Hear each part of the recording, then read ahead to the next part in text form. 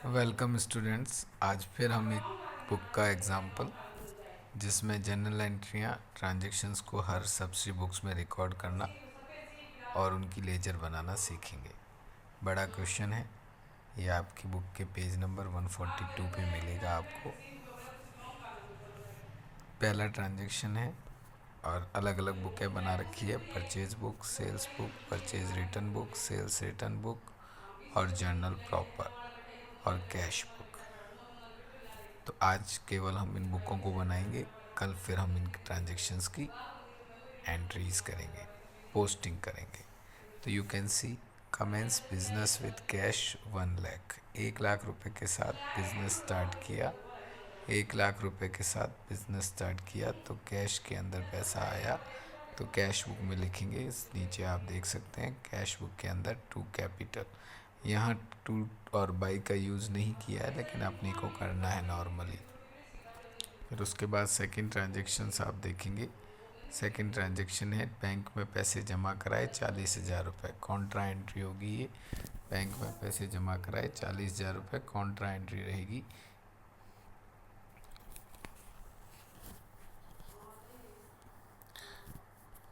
तो you can C debit में भी आएगा और क्रेडिट में भी आएगा। To cash by bank.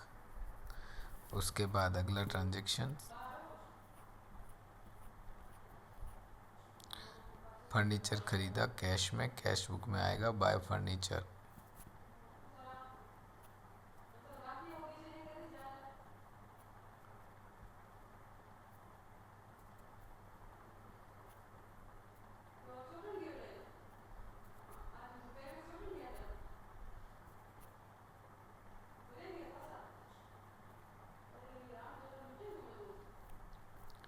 Bye furniture.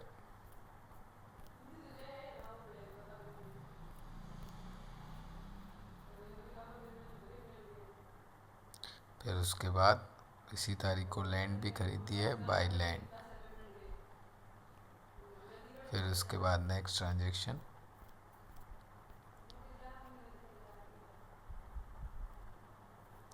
Check से मैसर्स मलिका एंड ब्रदर्स से माल खरीद कर पेमेंट किया। 3 तारीख को paid cheque to Messrs Malika and brothers for purchase of electronic wires and plugs.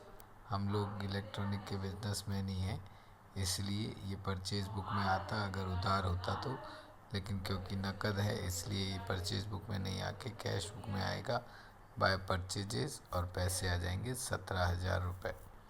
इसके बाद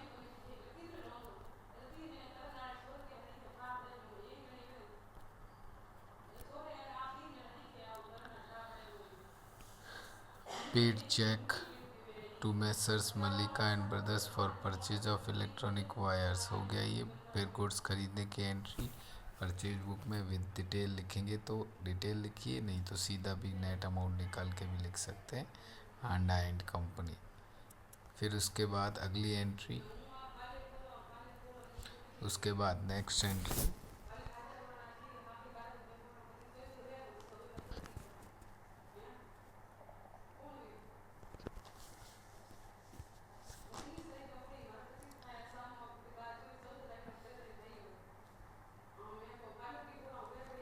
उसके बाद नेक्स्ट एंट्री दोबारा स्टेशनरी खरीदी है, ये कैश बुक में आएगी बाय स्टेशनरी।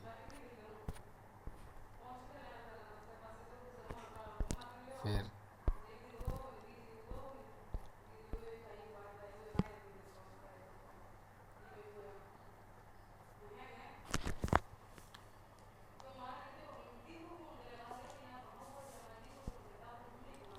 फिर लोन लिया है आपने, loan from Messrs Dayal traders 25,000 रुपये का, और इसको अगले दिन बैंक में जमा करवाया है।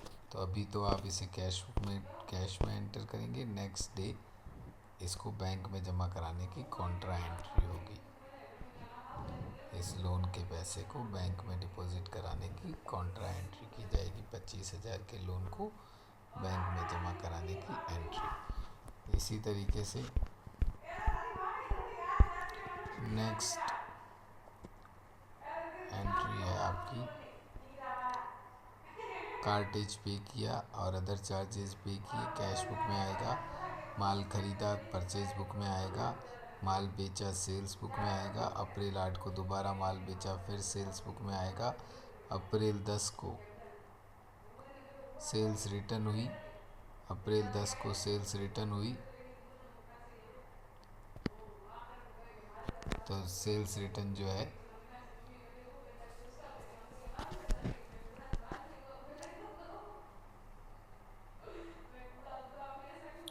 सेल्स रिटर्न हुई है, सेल्स रिटर्न जो है वो सेल्स रिटर्न बुक में आएगी। फिर रेंट पे किया है आपने चेक से, तो रेंट चेक से पे किया इसलिए ये कैश बुक में आएगा। फिर उसके बाद purchase from Messrs Ranga for cash,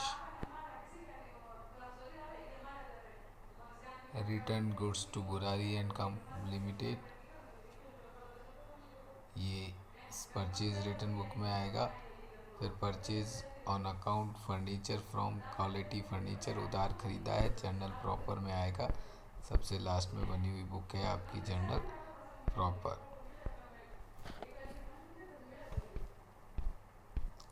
इसी तरीके से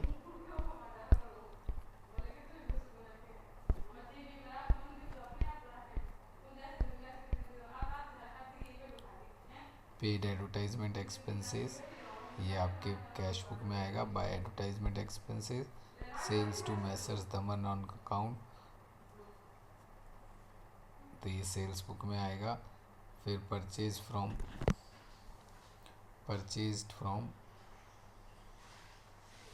मैसर्स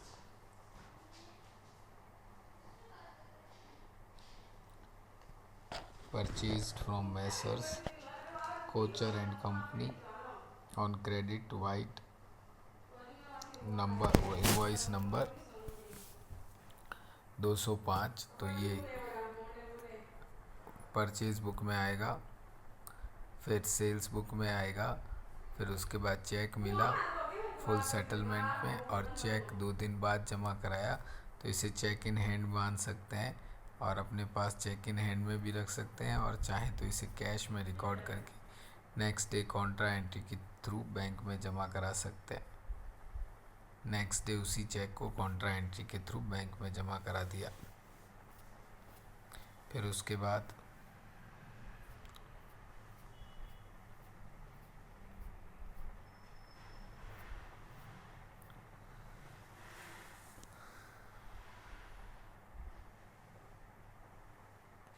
इसी तरीके से सारे ट्रांजैक्शंस रिकॉर्ड करेंगे कंसर्निंग बुक में।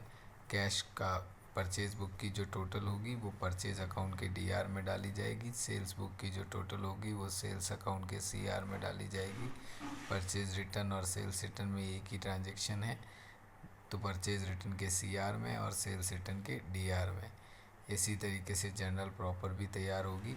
तो ये सारी बुकें आपको तैयार करनी है। एक बार आज आप इसे देख लीजिए, कल अपन इसकी लेजर पोस्टिंग करेंगे।